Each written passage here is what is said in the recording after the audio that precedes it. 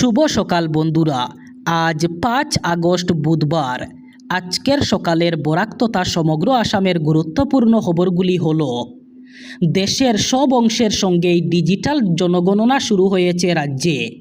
জোরকদমে শুরু হয়েছে এই কর্মসূচি। তবে ডিজিটাল সেন্সাস করার পরে প্রাপ্ত আইডি কোড অথবা মেসেজ অথবা ইমেল মারফত আসছে। কিছু ক্ষেত্রে দেখা যাচ্ছে সেটি সংশ্লিষ্ট ব্যক্তি ডিলিট করে ফেলছেন। এর জেরে গোটা প্রক্রিয়া ব্যস্তে যাচ্ছে। ফলে বাড়ি বাড়ি এসে যখন জনগণনা শুরু হবে তখন তাকে আবার গোটা প্রক্রিয়াটি করতে হবে। 1 আগস্ট থেকে 16 আগস্ট পর্যন্ত চলবে এই ডিজিটাল জনগণনা।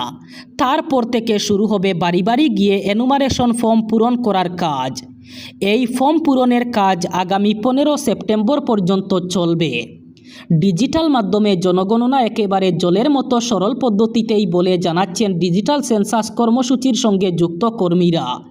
স্মার্টফোন ব্যবহারকারীরা কয়েক মিনিটের মধ্যেই চোখের পলকে পূরণ করতে পারবেন।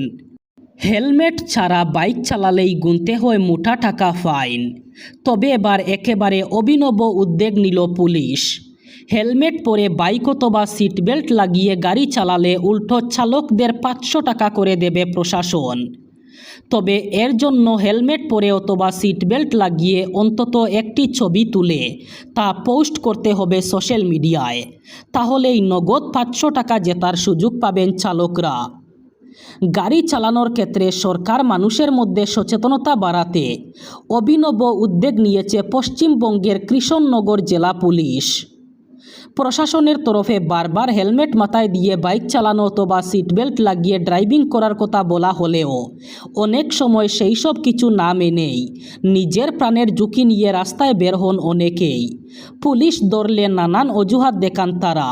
তাতেই শেষ পর্যন্ত গুনতে হয় মোটা টাকা ফাইন। তবে এবার সেই কারণেই চালকদের মধ্যে সচেতনতা জাগাতে অভিনব উদ্যোগ নিল কৃষ্ণনগর জেলা পুলিশ। মোদি সরকারের সম্প্রতি পিএম কিষাণ সম্মান নিধি যোজনা আরও 5 বছরের জন্য বাড়িয়েছে। প্রতি বছর 6,000 টাকা করে সরাসরি কৃষকদের অ্যাকাউন্টে দেওয়া হবে। আগামী 5 বছরের জন্য এর জন্য বরাদ্দ হয়েছে প্রায় 3.5 লক্ষ কোটি টাকা। 2019 সাল থেকে এখনও পর্যন্ত মোট 23টি কিস্তিতে 4.5 লক্ষ কোটি টাকা সরাসরি কৃষকদের ব্যাংক অ্যাকাউন্টে পাঠানো হয়েছে। এই টাকা কোনো মধ্যস্থতাকারী ছাড়াই সরাসরি চলে যায় যাতে লিকেজ কম হয়। কৃষক নেতারা অবশ্যই বলছেন এই সাহায্য যথেষ্ট নয়। উৎপাদন খরচ বেড়েছে, ফসলের ন্যায্য দাম পাওয়া যায় না, ঋণের বোঝা বাড়ছে। ছোট এবং প্রান্তিক চাষিরা এখন সবচেয়ে বেশি ঝুঁকিতে। আবহাওয়ার পরিবর্তন, অনিয়মিত বৃষ্টি এবং বাজারের অস্তিত্বতা এবং মধ্যস্থতাকারীদের শোষণে তাদের জীবন কঠিন করে তুলেছে। উজান অসমে আবারও ভয়ঙ্কর বন্যার আশঙ্কা। অসমের সাথে সাথে এবার নাগাল্যান্ড, অরুণাচল প্রদেশ, মণিপুর এবং মেঘালয়ে প্রবল বৃষ্টিপাতের সতর্কবার্তা জারি করল আবহাওয়া দপ্তর। আগামী 2-3 দিন উত্তর পূর্বাঞ্চলে হতে পারে অতি ভয়ঙ্কর বৃষ্টিপাত। প্রবল বৃষ্টিপাতের জন্য আবার ভয়ঙ্কর বন্যা এবং ভূমিস্খলনের আশঙ্কা করা হয়েছে।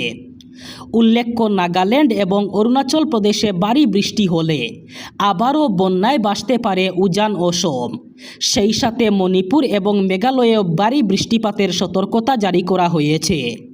অসমের পর এবার দক্ষিণী রাজ্যে বন্যা। ভারী বৃষ্টিতে ভাসছে কেরল। অতিরিক্ত বৃষ্টির জেরে বন্যা ও ভূমিধস পরিস্থিতিতে ওই রাজ্যে মৃতের সংখ্যা প্রায় 15তে পৌঁছেছে। এখনও পর্যন্ত নিখোঁজ রয়েছেন অন্তত 7 জন। রাজ্যের বন্যা পরিস্থিতি পর্যালোচনা করে সাংবাদিক বৈঠকে এই তথ্য জানান সে রাজ্যের মুখ্যমন্ত্রী বিডি সতীশন। এদিন মুখ্যমন্ত্রী জানান, কোট্টায়াম জেলায় এখনও পর্যন্ত 3 জনের মৃত্যু হয়েছে। এছাড়া এর্নাকুলামে 2 জন, ইদুক্কিতে 1 জন, মুবাট্টুপুজায় 1 জন, কোল্লামে 2 জন, মালাপ্পুরমে 4 জন, কন্নুরে 1 জন এবং কোজিকুরে 1 জনের মৃত্যুর খবর পাওয়া গেছে। শেষ খবর পাওয়া পর্যন্ত ওই রাজ্যে মোট 316টি ত্রাণ শিবির চালু হয়েছে। ওই শিবিরে বৃষ্টি ও বন্যায় ক্ষতিগ্রস্ত প্রায় 11,000 মানুষ আশ্রয় নিয়েছেন। লোকসভায় পাশ হলো সুপ্রিম কোর্ট সংশোধনী বিল 2026। এই বিলের লক্ষ্য হল সুপ্রিম কোর্ট আইন 1956-কে আরও সংশোধন করে শীর্ষ আদালতের বিচারপতির সংখ্যা বর্তমান 33 থেকে বাড়িয়ে 37 করা। চলতি বছরের মে মাসে রাষ্ট্রপতি দ্রৌপদী মুর্মু সুপ্রিম কোর্টের বিচারপতির সংখ্যা 33 থেকে 37-এ উন্নীত করার জন্য একটি অধ্যাদেশ জারি করেন। এদিন দুপুর 2টায় দ্বিতীয়বার লোকসভায় অধিবেশন মুলতবির পর কক্ষের অধিবেশন পুনরায় শুরু হলে কেন্দ্রীয় আইন ও বিচারমন্ত্রী অর্জুন রাম মেঘওয়াল সুপ্রিম কোর্ট সংশোধনী বিল 2026 পেশ করেন। তিনি বলেন, প্রধানমন্ত্রী নরেন্দ্র মোদীর দূরদর্শী নেতৃত্বে সংস্কার, কর্মদক্ষতা ও রূপান্তরের মন্ত্রটি কার্যকরভাবে বাস্তবায়িত হচ্ছে। মন্ত্রী জানান, বিচার বিভাগীয় ক্ষেত্রে চলমান সংস্কার প্রক্রিয়ায় এই বিলটি একটি গুরুত্বপূর্ণ পদক্ষেপ। শিলচরে ক্যাপিটাল পয়েন্ট থেকে রাঙ্গিরখাড়ি পর্যন্ত উড়ালপুল তৈরির জন্য পাইল টেস্টিং প্রক্রিয়া আগেই শুরু হয়েছে। পাইল টেস্টিং প্রক্রিয়া স্বাভাবিকভাবে পার হয়ে গেলে আগামী 15 সেপ্টেম্বর থেকে নির্মাণ কাজ শুরু করা সম্ভব হবে বলে আশা ব্যক্ত করেছেন রাজ্যের নগর উন্নয়ন সহ অন্যান্য বিভাগের মন্ত্রী কৌশিক রায়। তিনি জানান, সেপ্টেম্বরে নির্মাণ কাজ শুরুর পরবর্তী বর্ষার মরশুম আসার আগে কাজ অনেকখানি এগিয়ে নিয়ে যাওয়ার লক্ষ্য নির্ধারণ করা হয়েছে। মন্ত্রী শিলচরে জেলা কমিশনারের কার্যালয়ে পূর্ত NHIDCL এবং রাজস্ব বিভাগের আধিকারিকদের নিয়ে পর্যালোচনা বৈঠকে বসেন।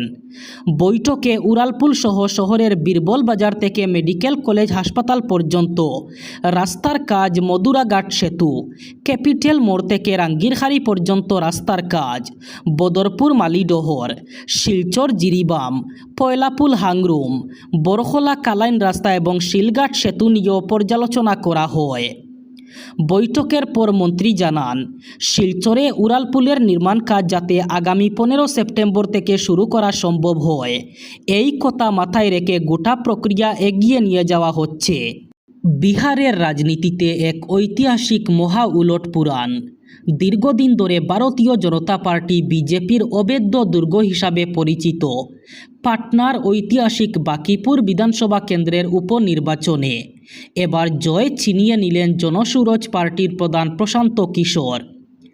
বিজেপির এই ঐতিহ্যবাহী আসন হাতছাড়া হওয়া বিহার রাজনীতির সমীকরণকে রাতারাতি বদলে দিল। বিজেপি প্রার্থী নীরজ কুমারকে প্রায় 19,000 ভোটে হারিয়ে এই জয় ছিনিয়ে নেন প্রশান্ত কিশোর। প্রশান্ত কিশোরের মোট প্রাপ্ত ভোটের সংখ্যা 63,203 এবং নীরজ কুমার পেয়েছেন 44,250টি ভোট। 14,085টি ভোট পেয়ে তৃতীয় স্থানে রয়েছেন আরজেডির রেখা কুমারী। ভোট গণনা শুরুর পর থেকেই বিজেপির প্রার্থীর উপর চাপ বজায় রাখেন প্রশান্ত কিশোর। প্রতিটি গণনার রাউন্ডেই নিজের জয়ের ব্যবধান ক্রমাগত বাড়াতে থাকেন তিনি। শেষ পর্যন্ত বিজেপি প্রার্থীকে বিরাট ভোটের ব্যবধানে হারিয়ে বিশাল জয় হাসিল করেন জনসুরজ পার্টির। এবার বরাক উপত্যকার 3 জেলার আজকের আবহাওয়ার খবর। আজ 5 আগস্ট বুধবার বরাক উপত্যকার 3 জেলায় ভারী বৃষ্টির সম্ভাবনা। আজ শিলচর কাছাড়ে সর্বোচ্চ তাপমাত্রা থাকবে 28 ডিগ্রি সেলসিয়াস এবং সর্বনিম্ন তাপমাত্রা থাকবে 26 ডিগ্রি সেলসিয়াস। শ্রীভূমি করিমগঞ্জে আজ সর্বোচ্চ তাপমাত্রা থাকবে 28 ডিগ্রি সেলসিয়াস এবং সর্বনিম্ন তাপমাত্রা থাকবে 26 ডিগ্রি সেলসিয়াস। একইভাবে হাইলাকান্দি জেলায়ও আজ সর্বোচ্চ তাপমাত্রা থাকবে 28 ডিগ্রি সেলসিয়াস এবং সর্বনিম্ন তাপমাত্রা থাকবে 26 ডিগ্রি সেলসিয়াস। এই ছিল আজকের সকালের গুরুত্বপূর্ণ খবরগুলি। ভিডিওটি অবশ্যই লাইক করবেন এবং চ্যানেলটি সাবস্ক্রাইব করবেন।